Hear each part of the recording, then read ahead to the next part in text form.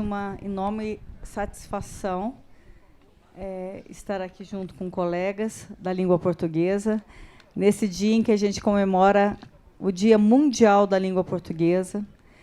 E, para quem não sabe ainda, o Flipostos é um festival que tem feito um trabalho de valorização da língua portuguesa já há mais de 15 anos. O nosso festival está completando agora 19 anos.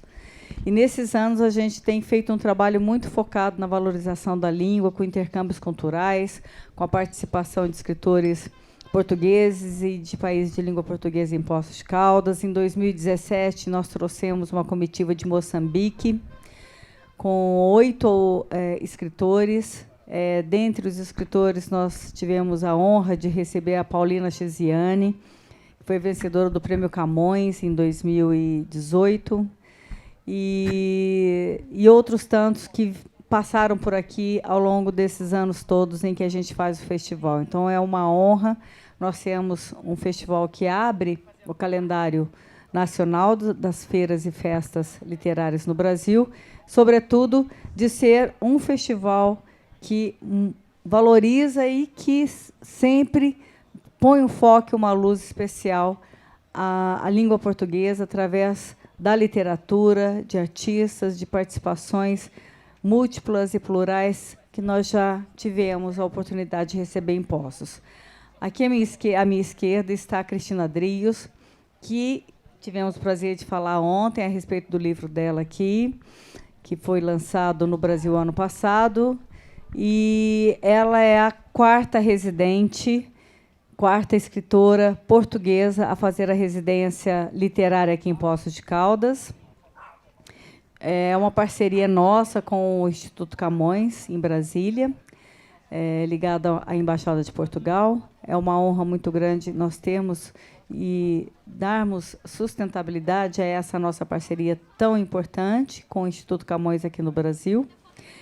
A professora Célia Souza é uma querida amiga, escritora de literatura infantil, diretora do GRID, que é o Centro de Referência de Educação Inclusiva da Politécnica de Leiria, Portugal, cuja entidade fez a parceria pela primeira vez conosco aqui em Poços, nos honrando com esse trabalho. Quem não viu ainda, depois é importante pegar esse material, que é um material que fala um pouquinho é um flyer institucional, podemos dizer assim, do Flipostos, todo feito em braille e com os pictogramas de acessibilidade, um material inédito que o Flipostos até então não tinha tido a oportunidade, e através dessa parceria, mais uma vez, enfatizando a valorização da língua e as nossas relações com o nosso país irmão, foi possível a realização desse material através da professora Célia e a sua equipe, lá do GRID, da Politécnica de Leiria, a quem eu quero mais uma vez agradecer, ao diretor Pedro Morosso, que gentilmente também aceitou a nossa parceria e a vinda da Célia a Poços de Caldas. E aqui, à minha direita, o querido Pau de Cabinda, que tem um nome, ele é angolano, e tem um nome que eu não consigo pronunciar, mas daqui a pouco ele vai falar. Só reforçando, a Célia é nascida em Moçambique, mas mora em Portugal há muito tempo. Então, por isso, esse encontro de Moçambique, Portugal, Angola e Brasil, aqui em Poços de Caldas, encerrando honrosamente a inauguração dessa vila literária, que a gente ficou muito surpreso e assim, muito feliz positivamente. Surpreendeu a todos nós a participação do público de Poços, que abraçou esse projeto, a participação das cidades da região, turistas de várias partes do Brasil, que deram um brilho a esse evento que a gente fez com tanto carinho, e foi absolutamente desafiador colocar todo esse projeto de pé, e a gente fica muito feliz de ter a oportunidade de ter todos aqui, as editoras, as livrarias, às quais eu quero deixar o meu reconhecimento, a minha gratidão a todos que estiveram aqui, que participaram, que acreditaram na nossa proposta, que deram um brilho à nossa vila literária. A gente tem muita gratidão por todos e todas, editoras, livrarias, expositores, indistintamente, por terem acreditado no nosso projeto. Ao público, como eu disse, que também lotou aqui as nossas ruas aqui da vila, as escolas, os professores, a cidade de Poços, as escolas de Poços da região, a prefeitura, os nossos patrocinadores, mais uma vez o nosso reconhecimento e gratidão, a Rede Itaú, a Val Group, a Docol, a Mirales, a Nutriri, ao Instituto Chamex e a Silvamo, e outros tantos que nos apoiaram, a Renova Graf, que foi também responsável pelo prêmio literário para escritores independentes, que foi uma participação incrível, que nós tivemos mais de 140 inscrições de escritores de todo o país. E, enfim, gente, foi muita coisa boa, foi muito intenso, foram muitas trocas, muitos encontros incríveis. Então, só gratidão e muita alegria para que a gente possa estar juntos na próxima oportunidade, quando completaremos 20 anos do Flipossos, o festival mais importante de Minas Gerais, o mais tradicional, novamente aqui em Poços de Caldas, o ano que vem, se Deus quiser que estejamos todos juntos novamente. Eu gostaria de iniciar pelo Paulo. Obrigada, pessoal. Obrigada. Vou começar pelo Cabinda, porque ele também, nós estamos assim, nós tivemos que adiantar essa mesa, né? Até me desculpe pelo alongar assim dessa apresentação, mas é que é o momento de encerramento realmente, e eu precisava fazer todos esses agradecimentos. Agradecimentos também à minha equipe, a equipe da GSC, mulheres maravilhosas, as minhas colaboradoras. E olha, gente, só mulher que faz isso aqui, viu? É um grupo de mulheres. São mulheres poderosas que organizaram tudo isso aqui, que fizeram essa coisa acontecer. Então, fica o registro da minha gratidão pela equipe GSC Eventos. Sem vocês, eu não seria também ninguém. Bem, então, e nós temos agora que encerrar daqui a pouquinho, porque eles também têm transfer e tudo mais, aquela correria de final mesmo. Então, a palavra com você, Cabinda. Isso. Se apresenta e fala o seu nome, principalmente, que eu não consigo pronunciar o seu nome. Ok. Boa tarde a todos aí e sejam bem-vindos. Também agradecendo todo mundo que esteja aí presente.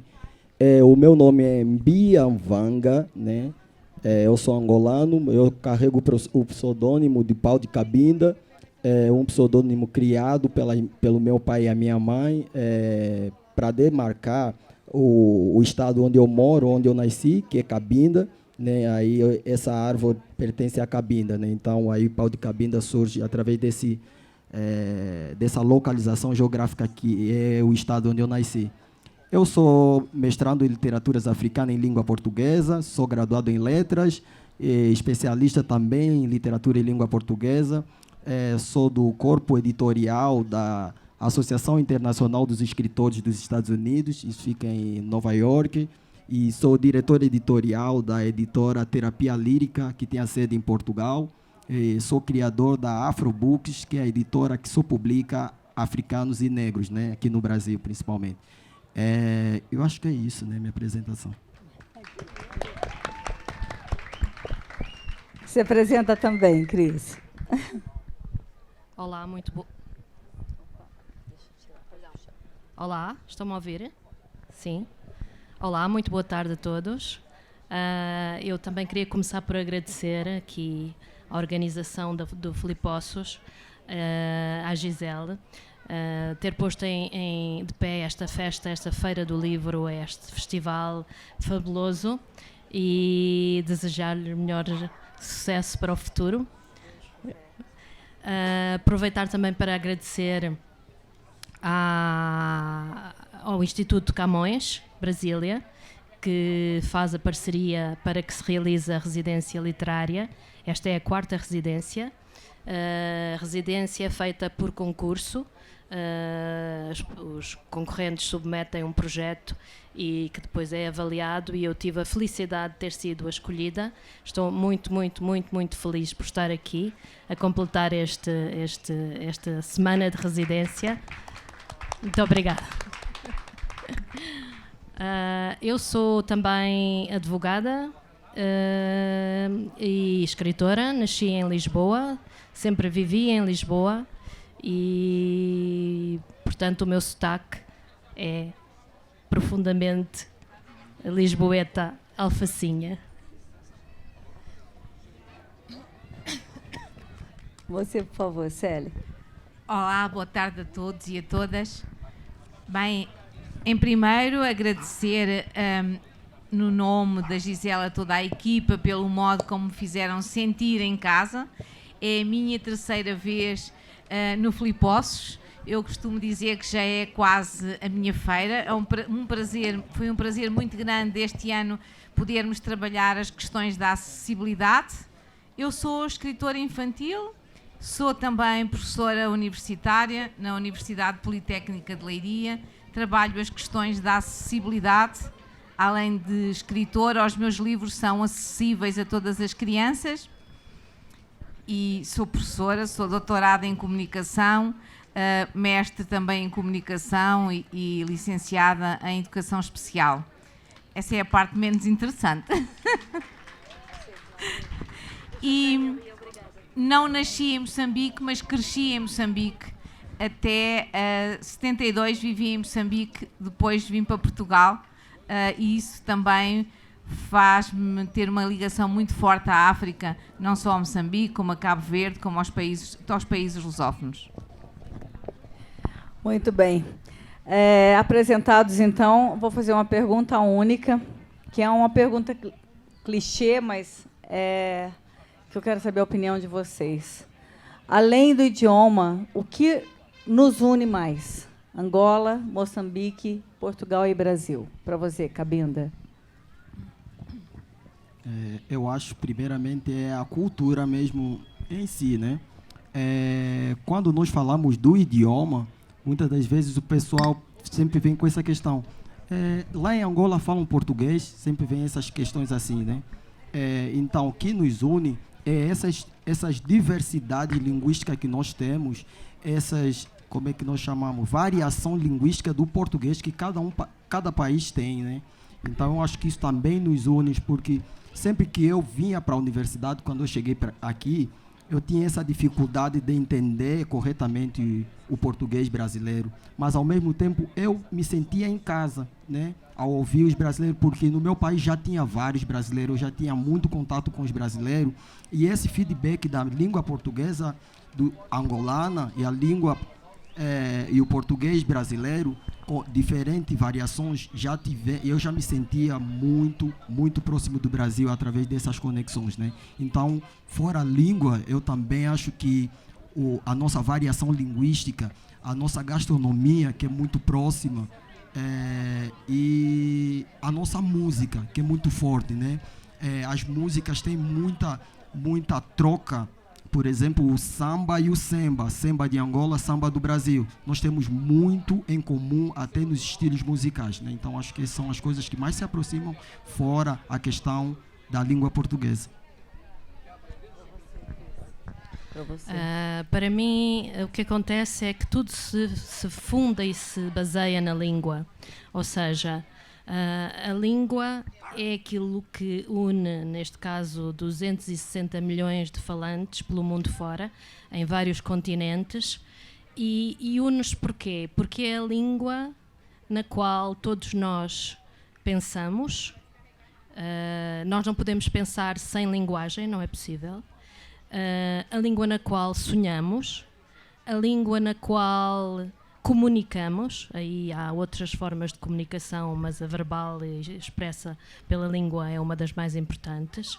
A língua na qual, no fundo, encontramos um lugar comum de pertença, que é, sobretudo, e também um lugar afetivo e um lugar de emoção, de partilha das nossas emoções na língua portuguesa.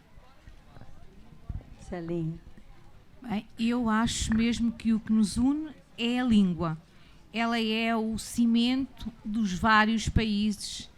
É também a cultura, é também a música, mas esta possibilidade da língua portuguesa nos unir na inclusão, porque inclui os vários países de expressão portuguesa, nos unir na diversidade, porque cada língua ela é diferente e tem particularidades, e também nos unir na equidade, porque cada país tem as suas particularidades específicas e é isso que torna a língua portuguesa tão rica, tão viva, tão vibrante, e é aquilo que nos faz estar aqui unidos, todos juntos, a conversar e a podermos entender com os nossos diferentes sotaques, com as nossas diferentes particularidades.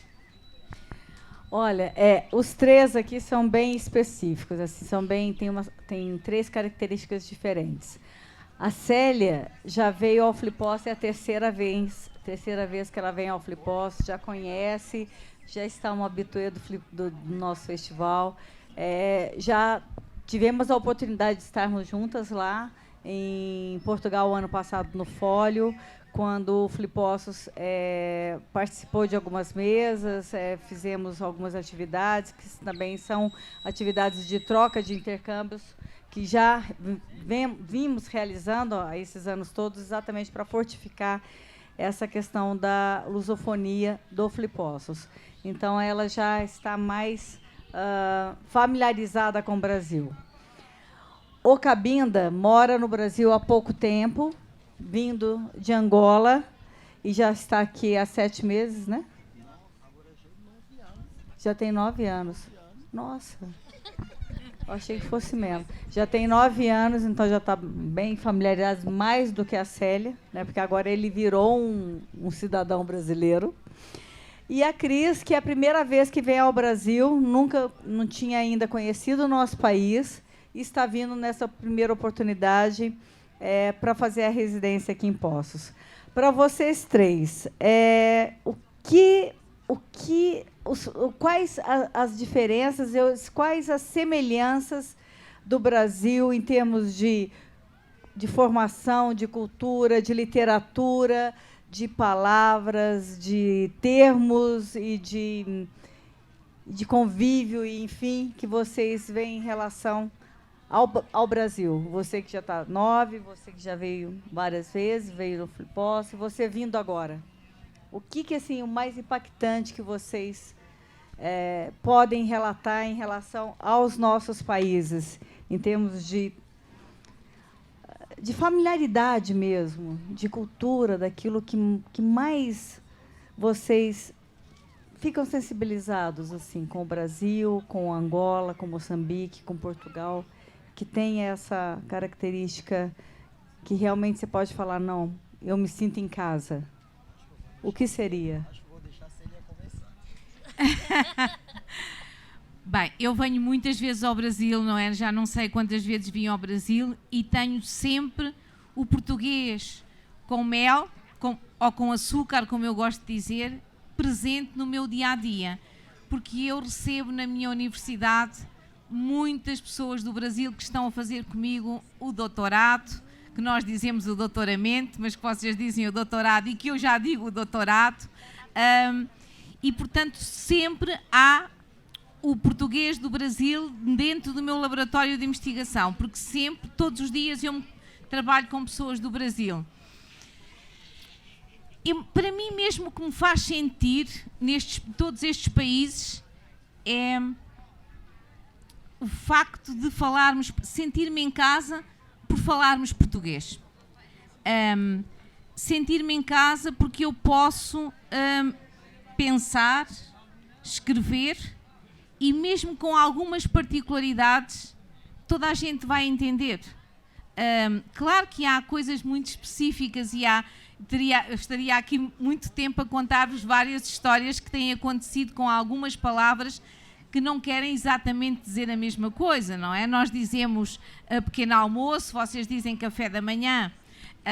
E outro dia dava por mim a pensar nisso. Pequeno almoço, para nós, tem é específico. Porquê é que era o pequeno almoço? Porque era a refeição que se tomava muito forte, porque essencialmente Portugal era um país agrícola. Café da manhã para vocês, porque se calhar é o primeiro café da manhã que vocês tomam, não é? E portanto tomam mais cafés da manhã ao longo do dia. Depois, outro dia estava-me a lembrar das questões da minha infância, inevitavelmente, porque eu cresci em Moçambique. Algumas das palavras, lembro-me perfeitamente que quando cheguei em 72 a Portugal, eu tinha a mesma dificuldade que provavelmente vocês têm agora quando chegam a Portugal, se alguém falar muito rapidamente. Eu habituei-me por trabalhar muito com as pessoas do Brasil a falar calmamente e a tentar pronunciar para que todos me pudessem entender. Lembro-me quando eu era criança e cheguei e não entendia nada e falávamos a mesma língua. Haviam expressões muito diferentes. Mas para mim continua a ser esta capacidade de termos algo que é um património cultural inestimável que nos une. Para além da língua, é a nossa cultura. Quando a gente ouve música, dizia o Pau de Cabinda que, falando nos géneros musicais, alguns aqui também, alguma música sofrida aqui também faz lembrar o fado, não é? Há uma mistura. Há uma mistura. E eu acho que é essa mistura que nos torna, estas 260 milhões de pessoas que falam português, que nos torna diferentes, se calhar, dos outros povos. Nós não somos frios, somos povos quentes, alegres. Acho que é essa música também que a nossa língua tem. Mas também é importante dizer aqui no dia 5, e eu vou já passar por essa palavra, neste dia que comemoramos o Dia da Língua Portuguesa, também é muito importante dizer que se calhar não tratamos bem a nossa língua. Devíamos respeitar melhor a nossa língua, devia haver um esforço muito maior de todos os governos para podermos valorizar a língua, estamos numa feira literária, podemos escrever em português, podemos exportar o que fazemos para o mundo inteiro e não o fazemos muito ainda. Ainda não respeitamos muito a nossa língua. Bom, como a Gisele disse, é a primeira vez que eu estou no Brasil. Nunca se tinha proporcionado a possibilidade de cá vir, mas obviamente não é o meu primeiro contacto com a cultura brasileira de todo, não é? Até porque a cultura brasileira chega a Portugal, ou já chega há muitos anos. Eu recordo-me, ainda hoje de manhã estava a contar esta história. Quando eu era criança, havia uma coleção de discos de vinil com histórias infantis gravadas. A Bela Adormecida, enfim, uma série de histórias que eram gravadas em português do Brasil. Aquilo tinha uma musiquinha e depois entrava uma senhora, era sempre uma voz feminina, a contar a história. Depois as várias personagens também falavam. Eu adorava aqueles discos. Eu ouvi aquilo vezes sem conta. Depois, um pouco mais tarde, a partir de 74, começaram a entrar as novelas em Portugal, as novelas brasileiras. A primeira que eu me lembro de ver, e era muito pequena nessa altura, foi a Gabriela Cravo e Canela. A seguir o Casarão, Dancing Days, até, sei lá, Rock Santeiro. Depois aí perdi o fio à meada. Mas, portanto, isto para vos explicar que não me é nada difícil entender-vos.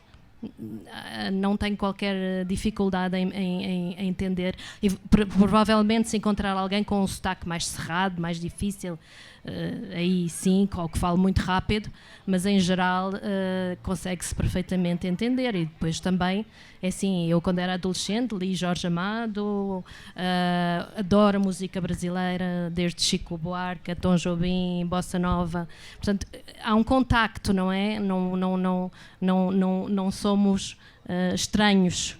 E portanto, a primeira impressão que eu tive ao chegar foi curiosa, porque foi de uma grande familiaridade, foi como se estivesse em casa, de facto, mas ao mesmo tempo há uma certa estranheza, porque há palavras estranhas, porque o nome dos lugares é meio exótico, mas é maravilhoso. E acho que é esta diversidade, já agora que estamos a falar da língua portuguesa, neste dia tão importante. Como a Célia disse, acho que devemos acarinhar a nossa língua, dar-lhe mais projeção, ler em português, incentivar os escritores que escrevem em português, de todo o mundo lusófono, de forma a que a nossa língua se mantenha com a força que tem e que merece no panorama internacional. Mas eu ia dizer, a língua portuguesa, para mim, não é uma língua. Há muitas línguas portuguesas dentro da língua portuguesa. Tantas línguas quase como cada um de nós. Porque, no fundo, cada um de nós também tem a sua forma de falar, de se expressar, de usar a gramática, etc. Há uma língua mais culta, uma língua mais popular, etc. E também, isso também advém da nossa própria herança, obviamente, da nossa educação, mas da nossa herança, da nossa família. Eu, na minha família, pronto, isto só para dar um pequeno exemplo, os meus avós usavam expressões que provavelmente já caíram um bocadinho em desuso, mas que eu adoro e que são expressões que se usavam muito e que tinham muito a ver também com a história do nosso país, até às vezes da nossa cidade. Por exemplo, expressões ligadas à Inquisição. A minha avó dizia sempre que alguma coisa se queimava no fogão, ela dizia: entrou o bispo. Isto significa que, no tempo da Inquisição, sempre que um bispo entrava ao barulho, alguém ia parar à fogueira. E isto são expressões que perduram. Eu vejo umas caras assim um bocadinho... Mas era verdade. A Inquisição foi um período terrível, terrível. Depois ela usava também expressões ligadas, por exemplo, ao terremoto de 1755. Dizia muito: caiu o Carmo e a Trindade. Significa que eram dois conventos muito importantes em Lisboa que desabaram com o terremoto, e esta expressão ficou para sempre a querer significar que algo está a correr muito mal. Usava outra expressão que é Resvés Campo de Ourique, por acaso é o bairro onde eu agora moro, porque o terremoto de 1755 foi seguido de um maremoto, e a onda, como Campo de Ourique fica num planalto, a onda não chegou lá, ficou mesmo ali resvés. E esta expressão significa, pronto, safámos-nos. Basicamente é isso. Isto para dizer que eu acho que há muitas línguas dentro de um país continente, então, como o Brasil, imensas, em Portugal também, e há muitas formas de usar a língua, de a falar, muitos sotaques. Sei lá, hoje tivemos de manhã aqui uma senhora que é brasileira, que é professora e escritora, mas que nasceu no Funchal. Há o sotaque madeirense, o sotaque açoriano, os vários sotaques açorianos, o sotaque do Norte, do Alentejo, do Algarve, de Lisboa, do Porto. Portanto, a língua portuguesa é de uma riqueza e de uma diversidade fabulosa, e temos que acarinhar. Obrigada. Não, aí só para completar isso que você disse, aqui no Brasil mesmo, né, cada estado nosso se fala de uma forma, tem palavras que se usam no Sul, que não se usam no Sudeste, muito menos no Nordeste e vice-versa. Quer dizer, então existem termos e palavras realmente que são muito diferentes até para nós mesmos dentro do nosso país, que é um país tão diverso, tão amplo e tão maravilhoso como o Brasil. E para você, Cabinda? Pronto. Eu queria pegar uma ideia da Célia aí sobre como eles em Portugal chamam o pequeno almoço, né? É pequeno almoço mesmo? Pronto. Em Portugal, eles chamam o pequeno almoço, no Brasil, café da manhã. Já em Angola é mata-bicho. Entende? Então, nós conseguimos notar essa diversidade linguística, essa diversidade ou essa particularidade dos portugueses, né, desses países que falam língua portuguesa, até nesses aspectos, né? Então, na internet tem tido muito esse levantamento dessa questão entre o café da manhã, mata-bicho e o pequeno almoço. Pronto, então, eu acho muito interessante também apresentar essa visão. Agora, sobre o estranhamento do Brasil, né, nesse diálogo entre África e Brasil, eu vejo muito na questão acadêmica mesmo, né, e cultural, que é o Brasil ainda sabe pouco sobre a África, muito pouco sobre a África. É uma coisa que eu venho martelar em todos os lugares que eu vou, né? Ou eu tive o privilégio de acompanhar várias escolas aqui, e eu vi isso, me senti muito mal, mas em contrapartida eu fiquei feliz porque eu estava ali para trazer essa mensagem, né? Então, eu fiquei muito feliz e ao mesmo tempo triste. Como aqui eu andei para quase todas as stands, eu procurando literatura africana, só encontrei uma literatura africana. Como assim?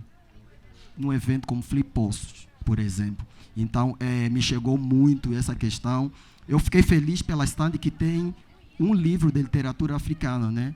Então, me tocou muito, isso me toca muito. Eu venho martelando sobre essa questão sempre. Para nós falarmos sobre língua portuguesa, nós temos que partir dessa história, dessa ligação, desde a língua e a cultura. Nós temos uma cultura interligada com o Brasil, e o Brasil tinha que estudar mais sobre essa língua portuguesa que existe fora do Brasil. Na literatura, um dos primeiros contatos entre Angola e Brasil se deu através do primeiro presidente de Angola, que é o Agostinho Neto, na sua literatura, onde pediu para o Fernando Pessoa fazer o prefácio do seu livro, né? Aí começa um diálogo entre literatura angolana e a brasileira. Consequentemente, em Moçambique, Mia Couto começa a trazer interação com Guimarães de Rosa, né? Ele fala que o Guimarães de Rosa influenciou muito na escrita dele. Então, esse diálogo entre África e Brasil vem de muito longe para o Brasil não conseguir lidar, por exemplo, no ensino, falar sobre África. Então, é uma das coisas que eu estranho muito, né? Eu fico muito feliz quando nos convidam para nós falar sobre essa mesa, e eu sempre friso sobre essa questão, a importância da representatividade dos africanos no território brasileiro, né? Eu acho muito importante. Isso também inclui Portugal, né? Porque essa língua que nos une faz com que nós nos sentamos aqui no dia 5 para nós celebrarmos o Dia Internacional da Língua Portuguesa, né? Então, nós precisamos estudar mais sobre isso para nós falarmos, sim, nós estamos num caminho de diálogo sobre a história africana no mercado editorial, por exemplo, brasileiro, né? Então, acho que essa é uma das coisas que eu gosto muito de frisar.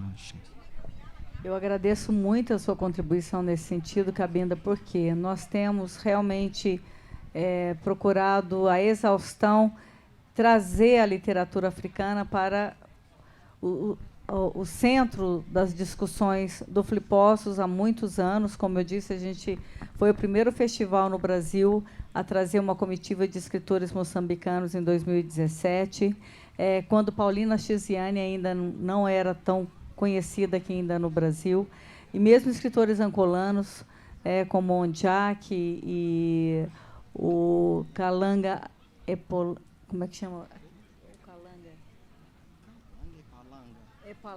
O Epalanga também, né, que vem sempre ao Brasil. Mas realmente você tem toda a razão.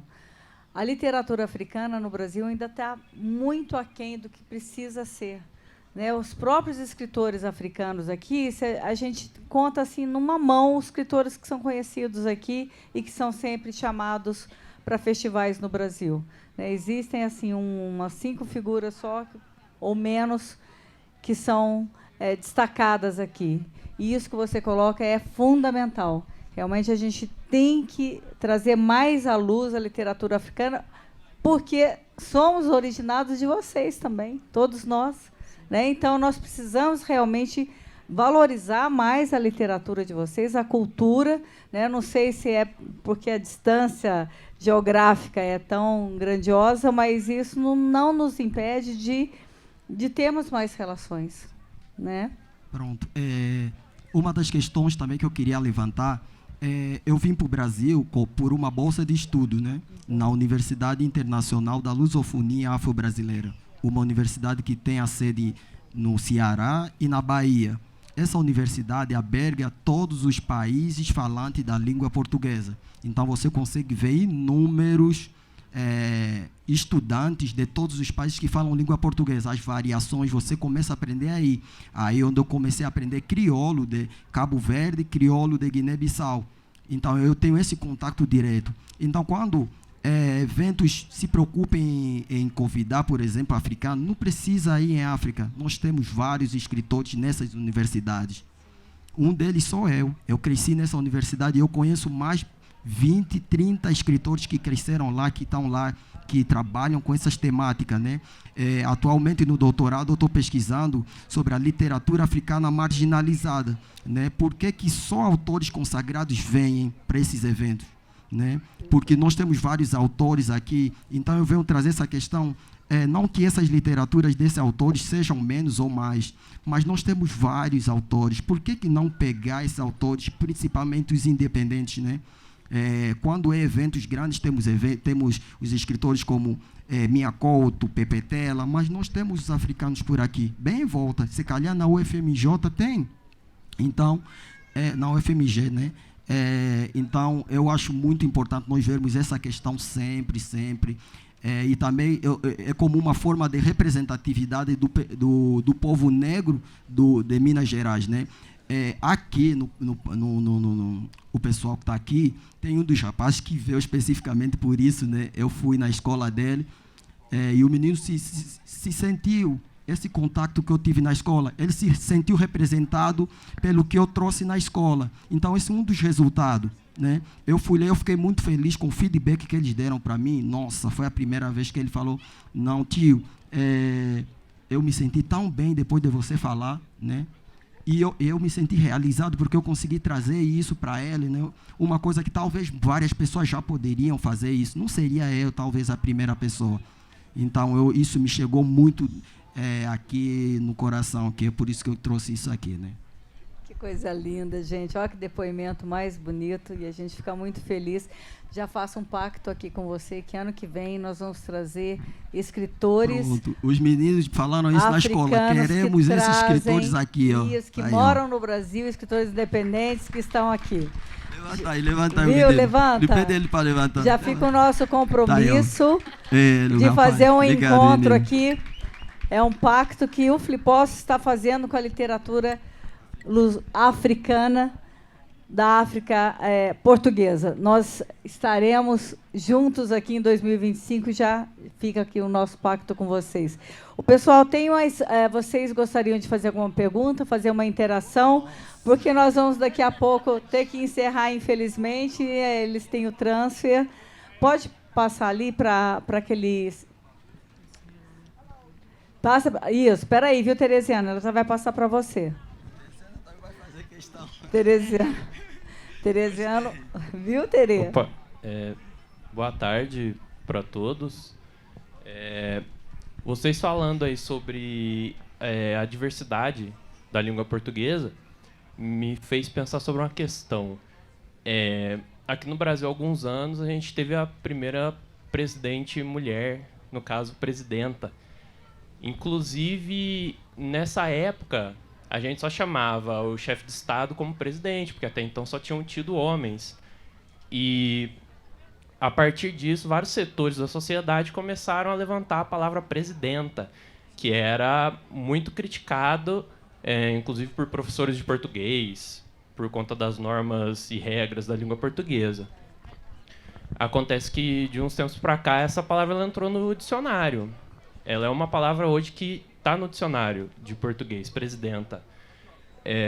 E a partir disso, eu queria saber como que é no país de vocês essa questão da diversidade linguística, principalmente com relação ao pronome neutro. Porque aqui no Brasil, inclusive nas escolas, é muito combatido isso. Tem poucos professores que se propõem a debater isso, porque nas normas ortográficas não é certo você ter um pronome neutro para se referir a uma pessoa. E mesmo com toda essa disputa, a gente está caminhando muito lentamente nessa questão aqui no Brasil. Eu queria saber, no país de vocês, como que está essa discussão sobre a diversidade, sobre as pessoas trans, sobre essa questão da mudança da língua portuguesa no país de vocês. E, principalmente, qual que é o posicionamento de vocês sobre isso? Se vocês aprovam essa mudança, se vocês apoiam ela. Posso começar? quanto a essa questão, eu gostaria de começar por dizer uma coisa, que é a língua é um organismo vivo. A língua está constantemente a mudar, a toda a hora. Há palavras que caem em desuso, que ficam esquecidas, depois se retomam mais à frente, isto ao longo dos séculos. Há palavras que entram na língua a todo momento, vindas e atualmente com a globalização, cada vez é impossível. A língua é mesmo um organismo vivo, sempre em mutação. E, portanto, essa questão a mim não me preocupa nada, porque se isso tiver que entrar na língua, vai entrar, compreende? Vai entrar porque os falantes vão impor isso. A língua não se faz por decreto. Não vale a pena, é escusado. Por exemplo, o exemplo do acordo ortográfico. Eu acho maravilhoso, tem que haver uma norma, claro que tem que haver uma norma, e a norma pode até não ser exatamente igual em todos os países que falam português, mas também impor uma norma com a qual não nos identificamos não vai resultar. Ou seja, eu, por exemplo, e este exemplo também foi dado hoje de manhã, eu nunca vou tirar o C da palavra facto. Nunca. Podem me decretar o que quiserem, podem fazer o que quiserem, eu nunca tirarei o C da palavra facto. Isto, obviamente, é um exemplo, obviamente. Quanto à questão que me referiu, do ponto de vista político, recentemente houve uma proposta de alterar a lei, penso eu, na Assembleia da República, mas foi chumbada. Foi chumbada. Mas é uma coisa que está em discussão, sim, na esfera política. Agora, a minha opinião é, isso não importa. O que importa é que a língua é uma coisa que está sempre em mutação e, portanto, se isso tiver que acontecer, vai acontecer naturalmente e essas palavras, essa forma de falar vai entrar no dia-a-dia. Pronto, eu vou falar primeiro, né? Senão vou esquecer mesmo. Indo nessa lógica, né, da questão, eu vou mais pela questão do novo acordo ortográfico, né? Acho que é 2018 que teve o novo acordo ortográfico entre os países e Angola se ausentou desse acordo, né? Porque Angola não se sentiu representado por causa da diversidade linguística de Angola que não entrava nas gramáticas, né? O meu país tem mais de 38 línguas e quando falam de português, eles se limitam só ao português, esquecendo essas línguas, né? Na academia, a professora Nazarete tem abordado uma questão muito importante sobre o conceito da lusofonia. Ela tem reprovado esse conceito de lusofonia para trazer, por causa dessa questão.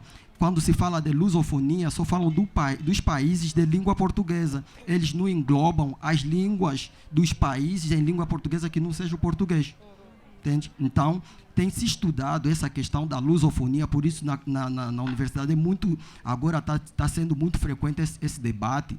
Até na minha dissertação também eu trouxe isso em questão, que agora nós já não usamos lusofonia, porque lusofonia não representa as outras línguas do nosso país, só representa o português, mas nós somos multilinguísticos. Pronto, usa-se grupo dos 5, que são os 5 países que falam língua portuguesa africana, né? Que está em atualização em todos os países que entrarem como língua portuguesa oficial, eles vão entrar nesse grupo dos 5, né? Então, esse grupo dos 5, para tentar trazer essa valorização de cada país e as suas línguas.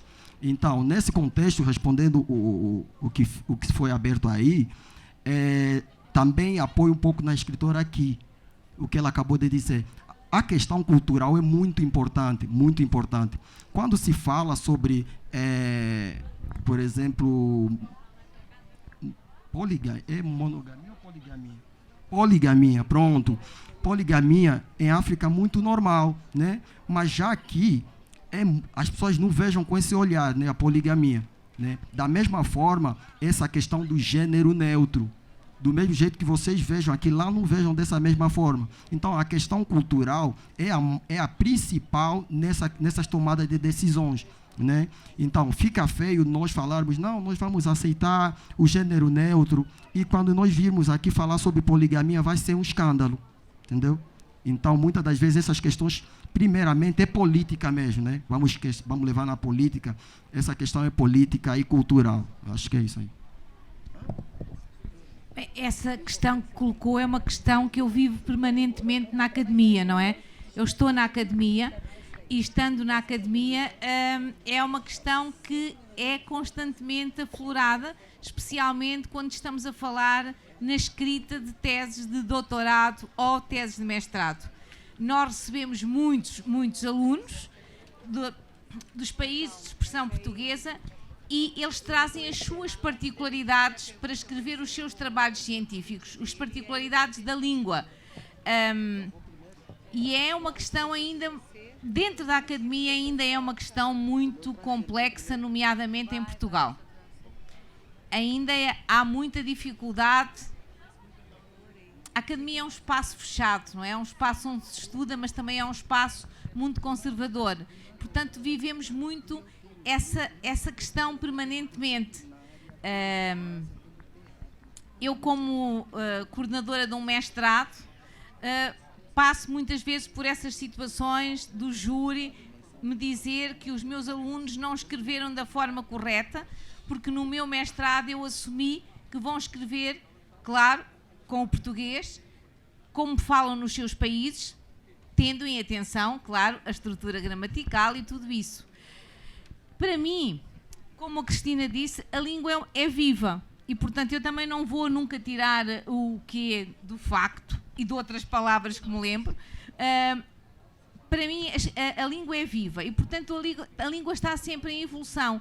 É completamente impossível que, com uma comunidade de 600 mil brasileiros em Portugal e convivendo desde crianças nas escolas, que não haja uma mistura a língua, inevitavelmente vai sofrer modificações, não é? Vai ter essa influência. Portanto, daqui a 20 anos teremos um conjunto de palavras que serão incorporadas, certamente. Não será um acordo ortográfico, não será uma legislação, não serão os políticos que vão conseguir fazer essa mudança de manter uma língua viva como é a língua portuguesa. Pessoal, antes da gente dar continuidade, só gostaria, vamos nos despedir de Cabinda, que ele tem agora um transfer, está voltando hoje lá para Fortaleza, cidade que ele reside atualmente. Então, gostaria de uma salva de palmas para ele e nós continuamos a nossa mesa. Obrigado, pessoal. Bom, dando continuidade, então, você gostaria de fazer uma pergunta, né, Teresiano? Sim. Tá, uma coisa que eu gostaria de comentar com o Cabinda, mas também com as demais pessoas que estão aqui, é sobre a inquietação dele de não termos um maior contato com a África, com a cultura africana, sendo o maior país negro fora de África. Nós viemos de um período grande de absolutismo, são só 20 anos de democracia ainda em construção, e durante todo este período de mais de quase 500 anos, era praticamente proibido esse contato que hoje a gente, dos 20 anos para cá, a gente começa a ampliar com a África. Então, pouquíssimas vezes nós tivemos aqui uma presença de africanos, tivemos um momento, um curso de antropologia coordenada por um africano, que era o professor Kabengele Munanga, e umas poucas vezes a honra de ter o Cabinda e outros africanos importantes para Poços de Caldas. Eu volto muito à história com relação às nossas origens e tenho frisado que a vila literária está exatamente no local onde começou Poços de Caldas. Eram casas aqui, a paineira, o fundo do quintal do coronel fundador Agostinho Junqueira, cuja origem da família Junqueira é a cidade do Porto, um convento onde haviam árvores de junco, e ao chegar ao Brasil em 1750, adotam como sobrenome Junqueira, possivelmente cristãos novos. Mas nós temos uma ligação muito maior com Portugal, embora não conhecemos Portugal a própria educação nossa nos limitou a conhecer Portugal quase de 1500 para cá e não nos ensinou que Portugal vem lá do século XIX, que Portugal teve mulheres extraordinárias comandando. Então, nós ficamos meio castrados dessa cultura. E, para completar, a educação que nos ensina de um português colonizador e colonizador algoz, não é? Então, nós não temos orgulho de sermos de descendência portuguesa. E que bom que eventos como esse começam a quebrar isso, que a gente começa a olhar mais para a história do Portugal, para o próprio Império Brasileiro, que era comandado por portugueses. E a gente vai crescendo nesse aspecto, vamos vencendo as questões de redes sociais que polarizam algumas coisas e, quem sabe, nós ainda teremos orgulho de sermos, sim, de descendência portuguesa, de sermos, sim, de descendência africana, de sermos, sim, das diversas descendências, porque é este cadinho, essa mistura, que faz a beleza das coisas. Eu escrevi ontem sobre São Benedito, um santo que temos aqui na cidade como padroeiro, e falei, é um santo italiano. E a pessoa da Associação de Italianos de Poços de Caldas entrou e disse assim, não é um santo italiano, embora tenha nascido na Sicília. Era filho de pais estrangeiros e a legislação obriga essa consanguinidade. Como ele não tem sangue de italiano, ele não é italiano. E aí eu voltei e disse a ela assim, olha, se formos aplicar ainda esta coisa arcaica, eu não sou brasileiro, eu seria africano, você não é italiano, você não é brasileira, você seria italiana, e se aplicar essa similitude, nós vamos chegar lá na idade da pedra lascada. Ninguém é ninguém ou somos todos. Então, que bom que a gente vai crescendo, que eventos como esses possibilitam esses momentos de diálogo, esses momentos de troca, e nós vamos aprendendo um pouco mais da nossa história, um pouco mais da nossa língua, né? A última flor de Lástio, e nos livrando dos nossos preconceitos. Obrigado.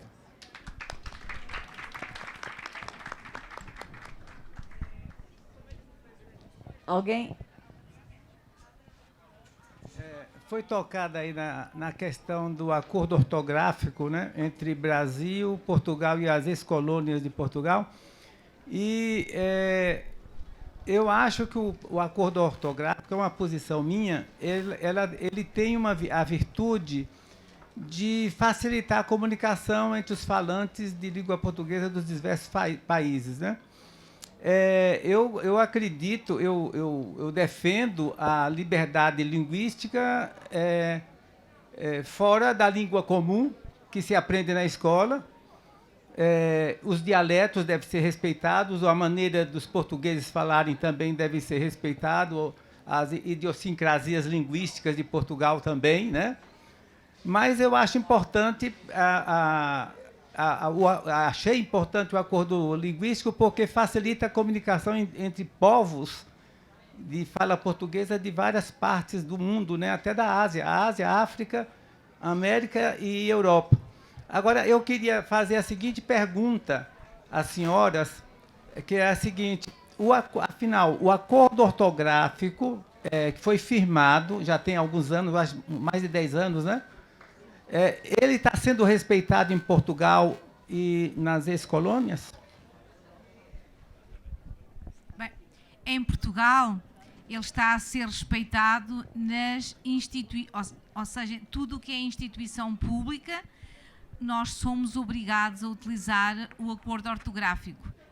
Na academia, nas universidades, nós somos estritamente obrigados, ou seja, os nossos computadores, eles têm o acordo ortográfico e nós temos mesmo que utilizar.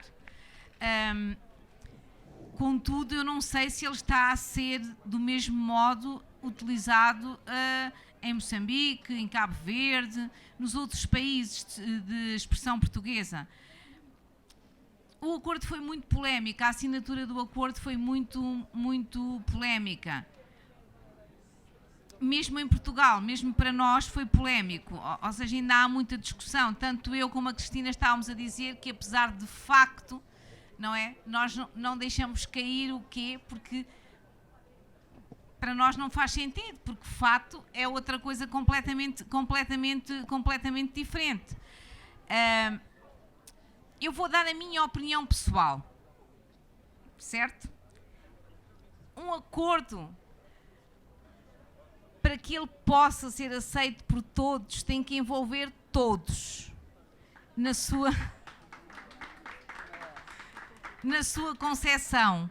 E não pode só envolver algumas pessoas da academia que se acham... Quando eu estou a falar da academia, estou a falar da academia de Portugal, da academia do Brasil. Algumas pessoas da academia que se acham detentoras de saber falar a língua portuguesa. E eu acho que é também um pouco por isso que, se calhar, ele não é assim usado na perfeição e nós fugimos um bocadinho a algumas regras. Se calhar não nos sentimos parte desse acordo. Tal como o Cabinda estava a dizer, tal como quando eu estou em Cabo Verde as pessoas me dizem isso, tal como falamos em Angola, ou quando estamos com alguém de Moçambique que nos diz isso. Será que todos foram ouvidos? Até mesmo aqui do Brasil, não é? Eu acho que isso foi o que falhou no acordo, na minha opinião. Sim, a ideia era muito importante, como disse, que era haver regras para os falantes do português, haver um modo de termos... mas se calhar nem todos se sentiram fazendo parte desse acordo. E talvez por isso ele seja um acordo, não sei, deixem-me dizer, assim meio desmanchado.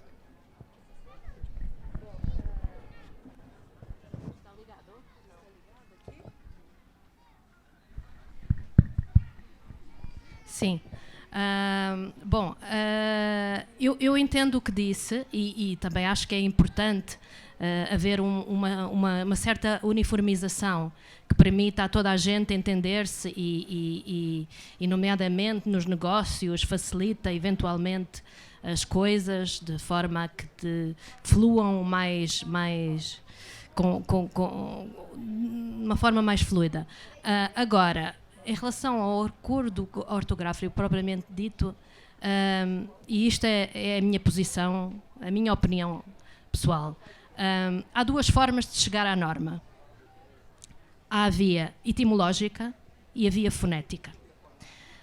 Facto escreve-se com C por uma razão. O C não está lá porque caiu do céu. O C está lá porque a palavra vem do latim factum, que se escrevia com C. Origem etimológica. Se vamos tirar esse C, estamos a destruir a etimologia da palavra. Pronto. Isto é um exemplo. E vamos então para a fonética. Ficamos com a fonética. Bom, isto é uma discussão para os entendidos na matéria. Eu não sou entendida na matéria. Para os académicos, etc. Agora, eu pessoalmente aplico o acordo ortográfico quando sou obrigada a fazê-lo. Por exemplo, quando no meu trabalho de advogada tenho que apresentar peças no tribunal e eu tenho que cumprir com as normas impostas. Os meus livros publicados, eu não sigo o acordo ortográfico. Eu escrevo ainda como aprendi a escrever em criança. Que, por sinal, é um livro maravilhoso. Eu recomendo muito. Estão sendo vendidos aqui livros Adoração, o qual nós conversamos ontem. Não sei se alguém daqui pôde acompanhar a nossa conversa. Um livro fantástico. E estão aqui à venda. E tem o livro também da Conceição Queiroz, que é sobre o racismo, que a Conceição era para estar conosco aqui nessa mesa hoje também, que é uma portuguesa. Aliás, ela é moçambicana também e vive em Portugal. E estaria também conosco, mas não pôde. Ela teve um problema de ordem pessoal, já com passagem comprada e tudo, mas acabou não podendo vir. Então, os livros estão ali. Depois a Cristina, com certeza, vai autografar para vocês. Mas alguém gostaria de fazer alguma questão? Gostaria de participar? Mais alguém aí conosco? Mais alguma pergunta? Não? Bom, pessoal, eu gostaria que vocês duas aqui finalizassem com uma mensagem para nós brasileiros, para nós portugueses, para nós africanos, é uma mensagem do que vocês acharam dessa nossa vila literária, da inauguração desse novo projeto completamente inédito aqui em Poços de Caldas, em Minas Gerais, esse novo formato. Eu gostaria que vocês deixassem aquela mensagem do coração do idioma, do nosso idioma, o que vocês podem deixar para nós, para esse encerramento maravilhoso do Dia Mundial da Língua Portuguesa, comemorado aqui no 19º Flipossos, e encerrando efetivamente toda a nossa programação maravilhosa que aconteceu ao longo desses 9 anos. 9 anos, desculpa, pessoal, olha só, nesses 9 dias de intensa programação, a cabeça da gente já está até assim, né? De tanta coisa que a gente já ouviu, tantas pessoas maravilhosas que passaram aqui. Um agradecimento especial a todos os nossos mais de 160 convidados que estiveram aqui ao longo desses 9 dias, contribuindo com a riqueza de programação. E encerrando essa mesa tão potente, tão importante, que para nós é tão significativa, que é a da nossa língua, a língua que nos une. Então, a mensagem de vocês em português de Portugal para nós sobre esse encontro tão bonito, e encerrando com chave de ouro, 19º Flipossos. Bem, antes de vos deixar a minha mensagem, dar os parabéns a esta equipa maravilhosa. Como eu disse, é a 3ª vez que estou cá e, portanto, a primeira vez estive por mero acaso. É importante também dizer-vos isso. Eu vinha do Filigran, tenho aqui alguns representantes do Filigran, onde tinha sido convidada para estar na abertura em Gramado, e estava a viajar com outras pessoas que me disseram: podias viajar connosco e ir até ao Flipossos. E eu pensei, não sei se vai ser possível. E de repente eu acabo na mesa, na mesa do Dia da Língua Portuguesa. E assim conheci a Gisele.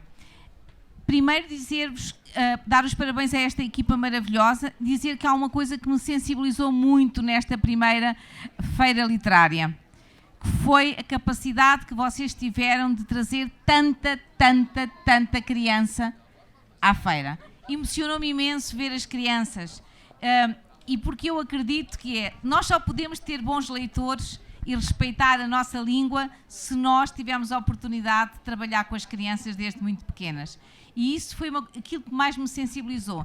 Dizer-vos que este espaço é magnífico, é extraordinário, a organização foi extraordinária. Eu gosto sempre de dizer, quando venho a Flipossos, há aqui um ambiente mágico que nos faz, a nós que somos escritores, que somos assim umas pessoas às vezes um pouco, como é que eu ia dizer, gostamos de sonhar, somos sonhadores. Este encontro é sempre bom, é sempre conversar, saem sempre ideias, é extraordinário. Este espaço faz-nos sonhar, faz-nos criar histórias. Por isso foi um prazer. Espero voltar para o 20º em 2025. Mas a mensagem que vos quero deixar neste Dia da Língua Portuguesa é que a língua é aquilo que nos une, não aquilo que nos pode separar. É aquilo que nos terá sempre a capacidade de nos unir, é falarmos português, na sua diversidade, nas suas particularidades. Isso é que a torna bela e bonita. Portanto, independentemente de onde nós viemos, foi talvez por os portugueses terem chegado cá, terem ido à África, que nós temos aqui um povo tão bonito e tão particular. Muito obrigada por me terem acolhido tão bem.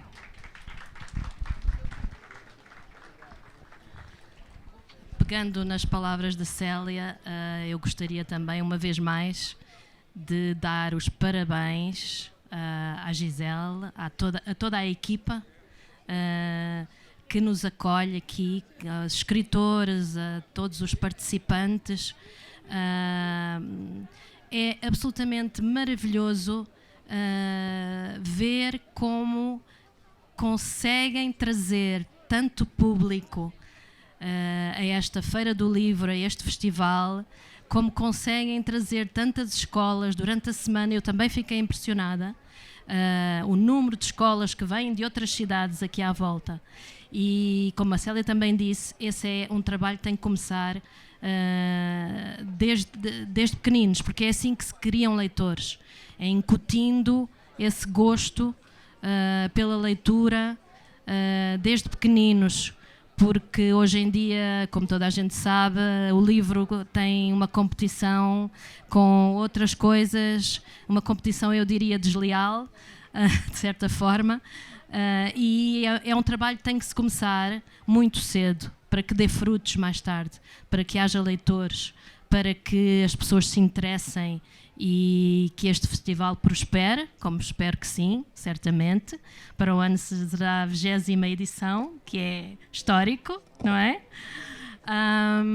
E eu, se puder, gostaria muito de voltar, seria um grande prazer e uma grande honra poder voltar a estar cá.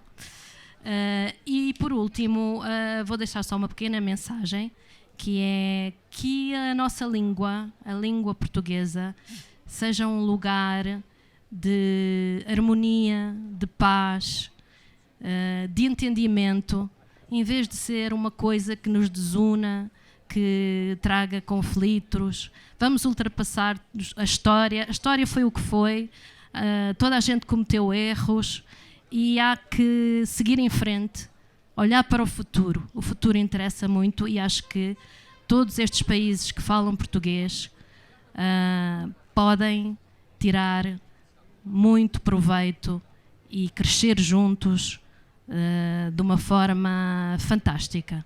Obrigada.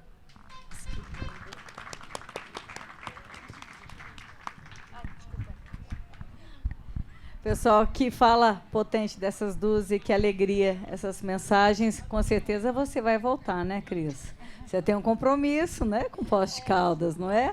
Você está fazendo o texto livre, então com certeza a Cris estará aqui de novo em Poços de Caldas em 2025, porque ela tem o compromisso de fazer um livro, né, que ela ontem, inclusive, comentou, a respeito de Caldas da Rainha e Poços de Caldas.